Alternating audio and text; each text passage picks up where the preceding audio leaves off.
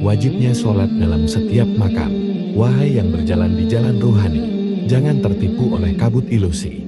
Makam makrifat yang engkau puja bukan alasan untuk lalai dari syariatnya. Banyak yang berkata, aku telah sampai, lalu ia tinggalkan sujud dan takbir, mengira makrifat membebaskannya dari sholat, zakat, dan puasa mulia. Padahal Allah berfirman dengan tegas, dan dirikanlah sholat, tunaikanlah zakat, dan rukuklah beserta orang-orang yang rukuk. Quran Surah Al-Baqarah ayat 43. Apakah engkau lebih tahu dari Rasulullah, yang makrifatnya paling dalam dan tinggi derajatnya, namun beliau sholat hingga kaki bengkak, hingga Aisyah berkata, bukankah engkau telah diampuni? Dan baginda menjawab dengan getar cinta, tidakkah aku ingin menjadi hamba yang bersyukur? Hadis riwayat Bukhari Muslim. Wahai pencari hakikat dan makna, jangan tinggalkan syariat karena merasa bijaksana. Makrifat sejati tidak memutuskan amalan, justru menghidupkan sholat dengan ruh dan keikhlasan. Imam Al-Ghazali berkata penuh hikmah, awaluddin makrifatullah, bukan akhir, bukan puncak, bukan ke puncak cahaya, tapi fondasi sebelum engkau mulai membangun agama. Makrifat itu awal, bukan puncak. Seperti bayi yang baru membuka mata, ia mengenal namanya, sifatnya yang agung, namun belum cukup untuk disebut hamba yang patuh. Sholat adalah tiang agama, bukan beban bagi mereka yang mengenal Tuhannya. Justru semakin tinggi ruh mengenalnya, semakin dalam ia tenggelam dalam ibadah cinta.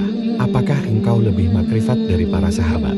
Mereka yang disapa langsung oleh wahyu ilahi, namun tetap sujud dan rukuk hingga akhir hayat. Tak ada yang merasa makrifat sebagai jalan bebas ibadah.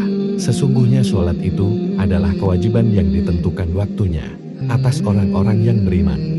Quran Surah An-Nisa ayat 103. Siapa yang meyakini sholat gugur karena makrifat, sesungguhnya ia belum benar-benar mengenal Zat. Karena mengenal Allah sejati akan menumbuhkan cinta dan taat yang hakiki. Iblis pun dahulu mengenal Tuhannya, namun ia sombong dan menolak perintahnya. Jangan jadi makhluk yang merasa tahu, tapi mengingkari seruan Tuhannya yang satu. Nabi Musa bermakrifat, namun ia tetap mendirikan sholat. Nabi Isa mengenal rahasia langit, namun ia tetap mengajarkan sujud yang legit. Makrifat bukan alasan untuk engkau tidur saat azan berkumandang dari masjid yang makmur, bukan pula dalih untuk tinggalkan Jumat dengan alasan, aku sudah lebur dalam zat. Wahai penempuh jalan tasawuf sejati, jangan biarkan nafsu menyamar jadi ilham ilahi. Jika makrifat menjauhkanmu dari syariat, maka itu bukan cahaya, tapi tipuan yang jahat. Sesungguhnya orang-orang yang beriman itu adalah mereka yang bila disebut nama Allah gemetarlah hati mereka. Quran Surah Al-Anfal ayat 2. Gemetar hati bukan dalam wacana, tapi dalam amal, dalam cinta nyata, dalam sujud yang basah oleh air mata, dalam rukuk yang menggetarkan dada. Sholat adalah kendaraan menuju fana, dan syariat adalah jalan menuju cintanya. Tanpa syariat, makrifat menjadi buta. Tanpa ibadah, ruh akan tersesat tanpa peta. Wahai pencari, kembalilah pada jalur cahaya.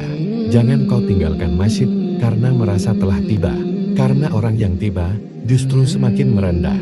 Ia tidak berkata, aku makrifat, tapi aku hina.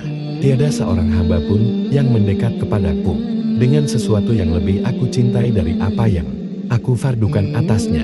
Hadits Qudsi, hadis riwayat Bukhari. Fardu tetap fardu dalam segala makam. Dari awal pencarian hingga fana dalam alam, tak gugur sholat bagi yang makrifat. Justru ia akan sholat meski dunia telah tamat. Syariat, tarekat, hakikat, makrifat, bukan tangga yang meninggalkan anak tangga, tapi lingkaran yang menyatu sempurna dalam satu tubuh, Islam yang paripurna. Wahai mursyid, wahai guru ruhani, jika engkau ajarkan makrifat tanpa syariat, kau telah menjerumuskan muridmu ke lembah mimpi, di mana iblis tertawa melihat umat yang ingkar dan sesat. Maka kembalilah pada Quran dan Sunnah. Di sanalah makrifat tumbuh bersama cinta, bukan dengan meninggalkan sholat dan puasa, tapi dengan menyempurnakan niat dan amal yang nyata.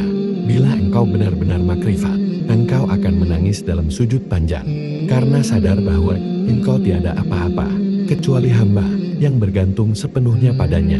Sujudlah dan dekatkanlah dirimu kepada Allah. Quran Surah Al-Alaq ayat 19. Wahai jiwa, jangan tertipu rasa. Makrifat tak pernah menggugurkan fardunya. Semakin mengenal, semakin taat, semakin cinta, semakin kuat sujud dan semangat. Ya Allah, jangan jadikan ilmu kami sebagai hijab, jangan jadikan makrifat sebagai sebab kesombongan, tetapi jadikanlah makrifat sebagai jalan untuk semakin tunduk dalam sujud penuh harapan. Amin ya Rabbal Alamin.